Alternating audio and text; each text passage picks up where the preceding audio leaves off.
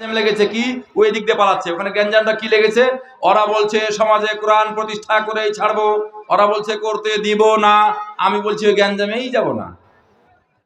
না দেখেও দেখে না, ওখানে দরকার হলে আপনার গিয়ে জীবন দিবেন, শহীদ হবেন, শহীদ হয়ে জান্নাতে যাবেন। আর আপনি বলছেন আমি ওই গ্যাঞ্জামে নাই, হাজী সাহেব। আল্লাহ বলছেন তাদের চোখ দিয়েছি তারা দেখে না, তাদের কান দিয়েছি তারা শুনে না, তাদের বিবেক দিয়েছি তারা বুঝে না।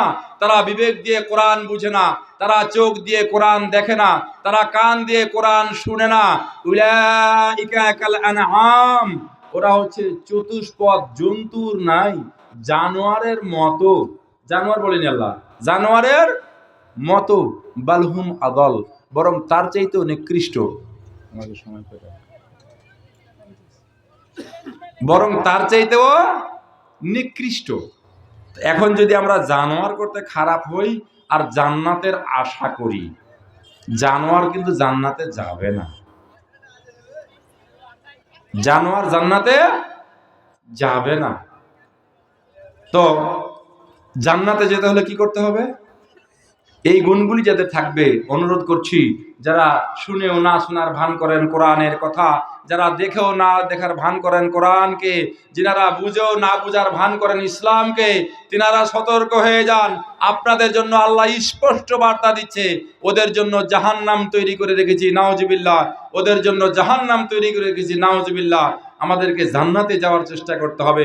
জান্নাতে গেলে আমার ব্যক্তিগত জীবন থেকে, পারিবারিক জীবন থেকে, সামাজিক জীবন থেকে, রাষ্ট্রীয় জীবন থেকে, আন্তর্জাতিক জীবন পর্যন্ত যতগুলি আমল রয়েছে সবগুলি আমল করার চেষ্টা করব।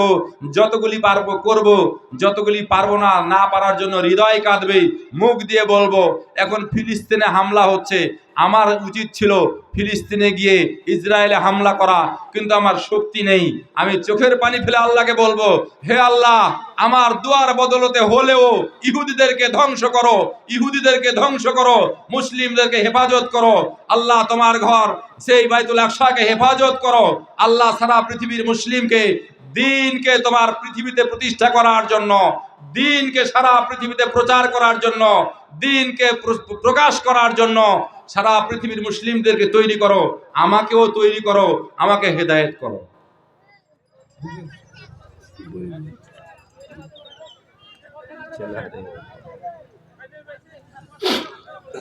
হারাক ছেলের মায়েরা ছেলে ধরে রাখা তো হারাবে না। সেজন্য বলছিলাম যে আমরা অনেক কথা কোরআনে সূরা মুমিনুনের 3টি আয়াত তিলাওয়াত করেছিলাম, 3টি আয়াত তিলাওয়াত করেছিলাম। আল্লাহ রাব্বুল আলামিন বলছেন কদ আফলাহাল মুমিনুন, নিশ্চয়ই মুমিনেরা সফল কাম হয়ে গেছে, সফল কাম হয়ে গেছে। আল্লাহ বলছেন মানুষকে জাহান্নামের জন্য তৈরি করেছি, আবার বলছেন মুমিনেরা সফল কাম হয়ে গেছে। তাহলে আমাদেরকে মুমিন হতে হবে। মুমিন কিন্তু গরু ছাগলের মধ্যে হবে না, বাঁশখুঁটি মাইক কারেন্টের মধ্যে হবে না। মুমিন হবে শুধু মানুষের মধ্যে থেকে, মানুষেরাই মুমিন হবে। অতএব আমাদেরকেই মুমিন হতে হবে। সূরা মুমিনুনে কিছু গুণাবলী রয়েছে মুমিনুনের। আল্লাহ বলছেন আল্লাযীনা হুম ফি সালাতিহিম খাশিউন, মুমিনদের গুণাবলী হলো ওরা সালাত আদায় করবে খুশু খুজু সহকারে, বিনয়ের সাথে। সালাতে কি বলছে এই আমানতের খেয়ানত করবে না। একজন সালাত আদায়কারী দ্বীনের বিরোধিতা করা তো দূরের কথা, ফাহেসা কাজ করতে পারবে না। একজন নামাজ পড়ছে, পড়ে ইসলামের বিরোধিতা করছে। কেমন নামাজি? ফাওয়াইলুল লিল মুসাল্লিন, এক শ্রেণীর মুসল্লি রয়েছে যাদেরকে আল্লাহ রাব্বুল আলামিন ওয়াইলুন নামক দোজখে দিবে। আপনি নামাজও পড়ছেন। আমাদের এই আসনের এমপি একসময় সংসদ ভবনে বলেছিল, কথাটি রেকর্ড আজও আছে, যে আমার বৌমা হিন্দু, সে এখানে নামাজও পড়ে, ওখানে গেলে পূজা করে। শুনেছেন না? শুনেছিলেন? এ কোন ধরনের মুসলিম? ওই ধরনের মুসলিম নামাজি, নামাজও পড়ে, দ্বীনের বিরোধিতাও করে, নামাজও পড়ে, কোরআনের বিরোধিতাও করে। আল্লাহ রাব্বুল আলামিন বলছেন ফাওয়াইলুল লিল মুসাল্লিন, এক শ্রেণীর নামাজি রয়েছে যারা ওয়াইলুন নামক দোজখে যাবে। আল্লাযীনা হুম আন সালাতিহি ওয়াল্লাযীনা হুম আনিল লাগবি মুরিদুন, আর এদের গুণাবলী হলো এরা ফাহেসা, বেহুদা, নোংরা, বাজে কথা এবং কাজ থেকে বিরত থাকবে। আমরা ইয়ারকি করে নাতিকে, ভাগনাকে গাল দেই। বুঝি কেন গাল দিলেন? বলা যাবে হুজুর ওটা নাতি তো, মানে ওর জন্য একটা আলাদা কোরআন আছে, আলাদা কোরআন আছে, ওই কোরআনে মনে হয় পাইছে যে নাতিকে গাল দেওয়া যাবে। আল্লাহ বলছে জান্নাতি মানুষ। এই টাকাটা কার হারিয়ে গেছে? হারিয়ে গেছে 13,000 টাকা। কারো যদি এটা বলিয়ে না, আপনি যদি কিছু টাকা পাওয়া গেছে, কিছু টাকা পাওয়া গেছে। টাকাটা যদি আপনাদের হয়ে থাকে সঠিক প্রমাণ দিয়ে লোকমান বাবাজি চেয়ারম্যান সাহেবের কাছ থেকে নিয়ে যাবেন।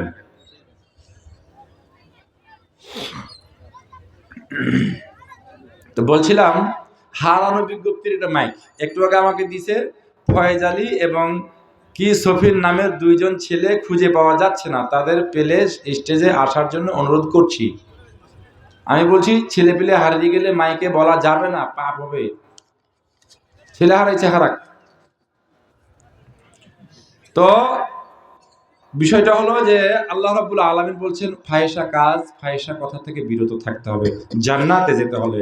আল্লাযীনা হুম লিযাকাতি ফাইলুন। আর মুমিনদের গুণাবলী হলো ওরা যাকাত দেওয়ার ব্যাপারে তৎপর থাকবে, নিজেই দিবে, খুঁজে বেড়াবে। এখন যাকাত চাইতে যেতে হয়, ওষুধটা যাকাত তো নেই, অল্প কিছু দেয়, ওষুধটা চাইতে যেতে হয়, ধর 10 কেজি নিয়ে যা। তো ওর বাড়িতে ধান হয়েছে 400 মণ, ও 5 মণ বের করে ছেড়ে দিয়েছে হিসাব ছাড়াই। এটা ওষুধ হয়নি, জাকাতও হয়নি। যারা জান্নাত যাবেন অবশ্যই জাকাত দেবেন। জাকাত না দিবেন জান্নাত যেতে পারবেন না, জান্নাত যেতে পারবেন না। আমল করবে মানুষ, আমিলাতুন নাসিবা তাসলা নারান হামিয়া। মানুষ প্রচুর পরিমাণ আমল করবে, করে জাহান্নামে যাবে। এই কথাটা প্রথম যখন পড়ি তখন আমাকে কষ্ট লেগেছিল। এ আবার কেমন কথা? আমি আমল করে জাহান্নামে যাব, তো আমল করে কি লাভ? আমি আপনার বাড়ি কাজ করেছি, আপনি বেতন দিবেন না? এ কেমন কথা? আমিলাতুন নাসিবা তাসলা নারান হামিয়া। মানুষ প্রচুর পরিমাণ আমল করবে, করে জাহান্নামে যাবে। কেন? ওর আমলের মধ্যে শিরক রয়েছে। সে আমলও করেছে, শিরকও করেছে। নামাজে পড়েছে, নামাজের বিরোধিতা করেছে। ইসলামের কাজ করেছে, ইসলামের বিরোধিতা করেছে। সে মনে করেছে আমি ভালো করেছি, আমি চালাক, যেদিকে মেঘ ওইদিকে ছাতা। এখন আর এই ইসলাম এটা মসজিদের ব্যাপার, এটা কি আর সমাজে চলে? রাসূলের জামানায় ছিল। এই চিন্তা করলেই তার শিরকের গুনাহ হবে। আপনি ইসলাম বাদ দিয়ে অন্য কোনো মত, অন্য কোনো পথ, অন্য কোনো রাস্তা, অন্য কোনো ব্যবস্থা, অন্য কোনো সংবিধান, অন্য কোনো পদ্ধতি মেনে নিলেই শিরকের গুনাহ করলেন। চুরি করা, জেনা করা, ডাকাতি করা, সুদ খাওয়া, ঘুষ খাওয়া, লুচ্চামি করা, মানুষের জমি ঠেলে দেওয়া, মানুষকে হত্যা করা, এর চাইতে অনেক বড় পাপ হলো শিরকের গুনাহ। আপনি মুসলিম, আপনি বললেন আমি কোরআন বুঝি, কোরআন আমি যথেষ্ট পড়েছি, আমি 3 বার খতম দিয়েছি, ইত্যাদি ইত্যাদি, আর কোরআনের বিরুদ্ধে রাজনীতি করলেন, কোরআনের বিরুদ্ধে কথা বললেন, কোরআন প্রতিষ্ঠিত হওয়ার বিরুদ্ধে চিন্তা পোষণ করলেন, আপনি শিরকের গুনাহ করলেন। শিরকের গুনাহ যারা করে তারা মূর্তি পূজক, তারা মুশরিক, তারা মুশরিক। আর মুশরিক কখনো জান্নাতে যেতে পারে না। একজন মুসলিম কখনো কোরআনের বাইরে কোনো মত, কোনো পথ, কোনো আদর্শ, কোনো মতাদর্শ, কোনো সংবিধান মেনে নিতে পারে না। অসম্ভব, মন দিয়ে সাপোর্ট করতে পারবে না। সাপোর্ট করেছেন তো কিছু? জি, যদি প্রমাণ প্রয়োজন হয় কালকে আইনশৃঙ্খলা আসবেন, আমি দলিল সহকারে দিব যে কোনো ব্যক্তি যদি ইসলাম বাদ দিয়ে অন্য কোনো মত, অন্য কোনো পথ বেছে নেয়, সে শিরকের গুনাহ করলো। আপনার এখন স্বাধীন, আপনি করতে পারেন, আল্লাহ আপনাকে ছেড়ে দিয়েছে। হে আমার ভাইয়েরা, অনুরোধ করছি আসুন, আমরা সবাই বুঝি, বুঝি না এমন কোনো লোক নেই, কিন্তু সমস্যাটা কোথায়? এখন শুনলাম হুজুর এখন হৃদয় ঠিক হয়ে গেছে, রাত্রে ঘুমিয়ে গেলাম, আলোচনা সব পালিয়ে গেল, কেন যেন ধরে রাখতে পারছি না, বারবার ইচ্ছা করে ভালো হতে, সহজে যায় তখন দিলটা গলে যায়, আবার চলে আসি, আবার শয়তানের ওয়াসওয়াসাতে শয়তানের খপ্পরে পড়ে দুনিয়ার মোহে পড়ে সব ভুলে যায়। আবার রাস্তাতে যখন একটা মিছিল যায়, সেই ইসলামের পক্ষে না বিপক্ষে এটা আমার মাথায় কাজ করে না, রক্তে গরম হয়ে আমি ছুটলাম মিছিল দিতে দিতে, আমি বুঝতে পারি না। এমন হচ্ছে আমাদের অবস্থা। হে যুবক, হে বৃদ্ধ, হে মা বোনেরা, হে ভাইয়েরা, আমি আপনাদেরকে বলছি, এই পিতা, এই সমাজ, এই যুবক, এই মিছিল, এই মিটিং, এই দল, এই রাজনীতি আপনাকে কিয়ামত থেকে বাঁচাতে পারবে না। এই কিয়ামত থেকে বাঁচতে হলে শুধুমাত্র আপনাকে আমল করেই বাঁচতে হবে, আপনাকে আমল করেই বাঁচতে হবে। আপনি আমল ছাড়া বাঁচবেন এই কথাটা ভুল। আপনি শুধু শুধু যদি জমি ফেলে রাখেন, যেমন জঙ্গল হয়ে যাবে। আপনার দেলকে যদি আপনি জিন্দা করতে চান, এই কোরআনকে প্রত্যেক দিন আপনি আজ থেকে নিয়াত করেন, আমি যতদিন বেঁচে থাকবো, আমি যারা পড়তে জানি না, আমি পয়সা খরচ করে হলেও পড়তে শিখবো। যিনারা পড়তে জানেন, কম পক্ষে দিনে 20টি আয়াত অর্থ সহ বুঝে পড়ার চেষ্টা করব। জীবনে দিনে 24টি ঘন্টা, 24 ঘন্টার মধ্যে 1 ঘন্টা যদি কোরআনে সময় দেই, আমার জীবন খুলে যাবে, আমার পরকাল খুলে যাবে, আমার ইহকাল খুলে যাবে, আমার অন্ধকার চোখ খুলে যাবে। আমি বুঝার চেষ্টা করব, না বুঝার মতো হব না। আমি যদি চেষ্টা করি তাহলে আমি আমাকে জান্নাতি করতে পারবো। আমি যদি চেষ্টা না করি, আমি অধমের মতো, অলসের মতো, গাফেলের মতো হয়ে রয়ে যাব। কাল কিয়ামতের ময়দানে আমি আসামির কটগাড়ায় দাঁড়িয়ে যাব। হে আমার ভাইয়েরা, বন্ধুরা, আনসারডাঙ্গিবাসী, আপনাদেরকে ভালো লাগে, দীর্ঘদিন একসাথে ছিলাম, আমি অনুরোধ করে বলছি, শক্তি থাকলে পিটিয়ে বলতাম, আমি অনুরোধ করে বলছি যে আপনারা দিন থেকে বিমুখ হয়ে যায়েন না, দিন থেকে বিমুখ হয়ে যায়েন না, দিন থেকে বিমুখ হয়ে যায়েন না। না, ইসলামের পক্ষে কাজ করতে না পারলে মন দিয়ে ভালোবাসবেন, ইসলামের বিরোধিতা করিয়েন না, ইসলামের বিরোধিতা করিয়েন না, ইসলামের বিরোধিতা করিয়েন না। ইসলামের বিরোধিতা করেছেন মুশরিক হয়ে কাল কিয়ামতের ময়দানে হিন্দু, খ্রিস্টান, বৃদ্ধ ইহুদিদের সাথে আপনার ওই কাতারে চলে যাবেন, মুসলিমদের কাতারে থাকতে পারবেন না। এখানে যদি 200 জন লোক থাকে আর 10 জন আসামি থাকে, আমরা যদি বলে এই আসামিটিকে টেনে দিয়ে বের কর, আসামিদেরকে যখন বের করে দেওয়া হবে, আসামিরা ভয়ে বিপদে পড়ে যাবে, চরম বিপদে পড়ে যাবে। এই দলের মধ্যে আছে, ভালোই আছে, কাল কিয়ামতের মধ্যে ময়দানে যখন আমাকে আপনাকে আসামির কাঠগড়াই, মুশরিকদের কাঠগড়াই টেনে আলাদা করে দেওয়া হবে, যেই কিয়ামত অত্যন্ত ভয়ঙ্কর, যেই কিয়ামত কঠিন বিপদযুক্ত জায়গা, যেই কিয়ামতে কোনো বাপ কোনো সন্তানের উপকার করতে পারবে না, যেই কিয়ামতে টাকা পয়সা ধন দৌলত কোনো কাজে আসবে না, যেই কিয়ামতে আমি আপনার কোনো উপকার করতে পারবো না, আপনার খতিব সাহেব কোনো উপকার করতে পারবে না, আপনি কারোর কোনো উপকার করতে পারবেন না, সেদিনকার কথা চিন্তা করে, সেদিন আপনি চিন্তা করে আপনি একটু আমলের দিকে এগিয়ে আসেন, দুনিয়া থেকে ফিরে আসেন। দুনিয়ার কাজ করাটাও নেকির কাজ, দুনিয়ার কাজ করাটাও নেকির কাজ, যদি সেটা কোরআনের বিধান অনুযায়ী হয়। আপনি হাল চাষ করবেন, নেকি পাবেন, ইনকাম, হালাল ইনকাম করে সন্তানকে খাওয়াবেন, সদকার নেকি পাবেন, এটিও নেকির কাজ। খারাপ পথ থেকে আমরা ফিরে আসি, অন্যায়ের পথ থেকে ফিরে আসি, দিনে 20টি করে আয়াত হলেও কোরআন বুঝে পড়বো ইনশাআল্লাহ, অর্থ সহ পড়বো ইনশাআল্লাহ। বলেন তো কে কে পড়বেন? হাতটা দেখি একটু, যারা পড়তে জানেন। কালকে থেকে কমপক্ষে 20টি করে আয়াত হলেও পড়বো, হাত নামান। আল্লাহ আপনাদের কবুল ও মঞ্জুর করে বলেন আমিন। আল্লাহ আপনাদের কবুল ও মঞ্জুর করে বলেন আমিন। পড়ার জন্য আবরনিয়া এই জামে মসজিদে পাঠাগার রয়েছে, আপনারা পড়বেন, বই শর্ট পড়বে, আমাকে ফোন করবেন, হুজুর আমাদের 100 পিস বই লাগবে, 10,000 টাকার বই লাগবে, 20,000 টাকার বই লাগবে। আমি হাবিবুল্লাহ যদি বেঁচে থাকি, আমি বলে যাচ্ছি বই পাঠিয়ে দিব। শুধু এখান থেকে তালিকা করবেন, অথবা আমাকে বলবেন বই প্রয়োজন, আমি বই পাঠিয়ে দিব। তাফসিরে প্রয়োজন মনে করবেন, আমাকে খালি জানাবেন, আল্লাহ আমাকে শক্তি দিলে আমি ইনশাআল্লাহ বই পাঠিয়ে দিব। আপনারা পাঠিয়ে বই নিয়েন। আমি পাঠাগারে বই দিতে ভালোবাসি, আমি পাঠাগারে বই দিতে ভালোবাসি। আমি আপনাদেরকে অনুরোধ করছি, নিজে কিনে পড়বেন। আমার ছোট থেকে অভ্যাস, যদি কোনো মাহফিলে যাই, 20 টাকার চা না খেয়ে মাহফিল থেকে 20 টাকা একটা বই কিনে নিয়ে আসতাম। আমি আপনাদেরকে অনুরোধ করব, পড়বেন। আমি আপনাদেরকে অনুরোধ করব, পড়বেন, পড়বেন।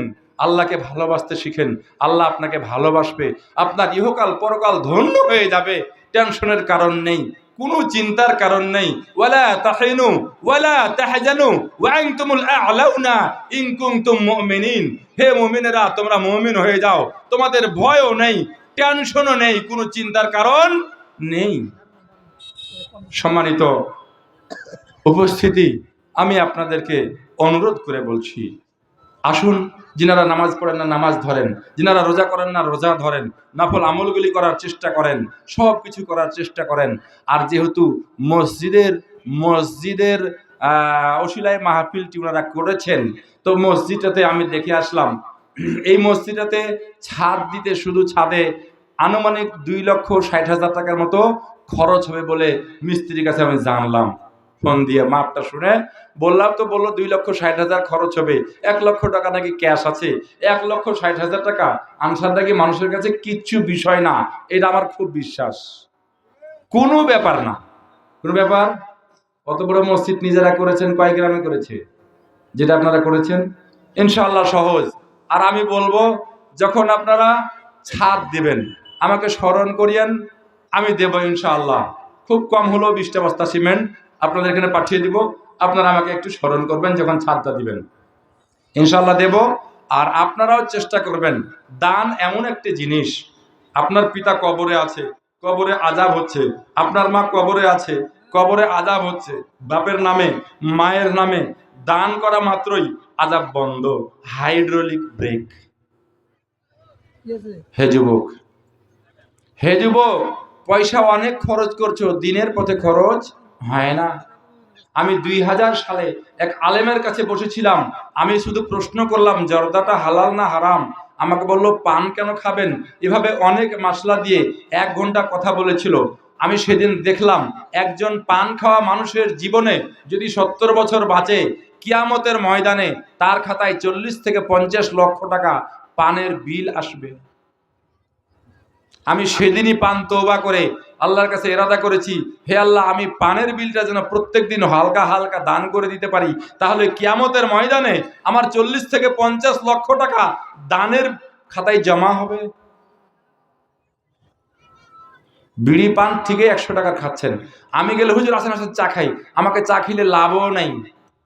আমাকে চা খেলে বলছে 5টা লোক হলো 100 টাকা কিলিয়ে দিলেন, 100 টাকা ফকিরকে দেন, গরিবকে দেন, দান করেন, দিনের পথে খরচ করেন। এখন দিনের পথে খরচ করার উপযুক্ত সময়, দিনের পথে খরচ করেন।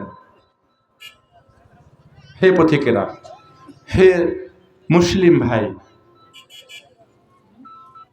আল্লাহ রাব্বুল আলামিন এ কোরআনে এত সুন্দর সুন্দর কথা বলে রেখেছে, আমরা দেখছি না, দেখছি না, কেমন পাগল। এই রাত্রের বেলা আপনাকে একটা ব্যাগ দিলাম, জানতো ব্যাগটা আমার বাড়ি বনগাঁতে পৌঁছাই দিয়েন, তো ব্যাগের মধ্যে উপরে একটা টর্চ লাইট দিয়েছি, যে রাস্তায় অন্ধকার, টর্চ লাইটটা দিয়ে লাইট মেরে চলে যাবে। আপনি রাস্তায় অন্ধকারে যেতে যেতে রাস্তায় পড়েছেন, হাতের চালছেন, সামছিলেছে, আবু সাইদ ফোন দিয়ে বললো হুজুর মাহফিলে যেতে পারতেছি না, গাড়ি থেকে পড়ে দিকে হাতটা ফুলে ব্যথা হয়ে গেল, ভেঙে গেল না কি হলো, কিছুক্ষণ আগে বললো ফোন দিয়ে। তো এরকম রাস্তায় পড়েছেন, হাত ভেঙেছেন, পা ভেঙেছেন, গালে চামড়ে গেছে, এবার আমার বাসায় গেছেন, যা দেখছি এরকম কোন অবস্থা, কইছে হুজুর অন্ধকারে আসলাম তো, যেখানে সেখানে পড়ে ছাল চামড়া উড়ে গেল, কেন তোমার কাছে লাইট নাই? কইছে কই হুজুর, তোমাকে তো লাইট দেওয়ার কথা, ব্যাগটা খুলো তো। ব্যাগটা খুললে উপরে চেন খুলে দেখছি একটা টর্চ লাইট। কইছে হাই রে পাগল, এই লাইটটা যদি মারে আসতে তোমার কিছুই হতো না, কিছুই হতো না।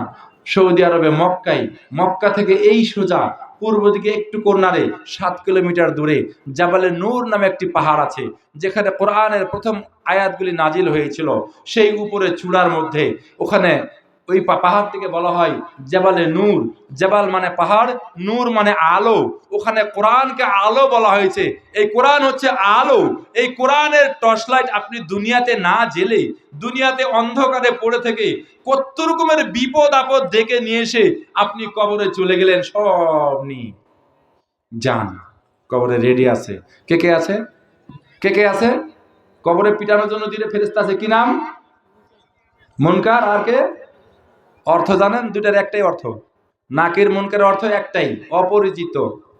অপরিচিত, আলগাজি, আলগা, চিনে না কেউ। আমি যদি আপনাকে মারি, আপনি যদি আমাকে মারেন, পরিচিত মানুষ হলে মারা যাবে কম। ও অপরিচিত, চিনেও না, আর চোখও নাই, আর কানও নাই, দেখতেও পায় না, ও শুনতেও পায় না। আপনি ছটফট করলেও দেখতে পায় না, চিল্লালেও শুনতে পায় না। আসুন আমরা অনুরোধ করছি যে দিনকে ভুলে যায়েন না, শরীরের রক্তের গরম দেখায়েন না। আপনি আমি ওয়াদা করে আসছি আর জান্নাতে, জান্নাতুল ফিরদাউসের আলমে আরওয়াহতে সমস্ত রূহগুলোকে সৃষ্টি করে নিয়ে আল্লাহ রাব্বুল আলামিন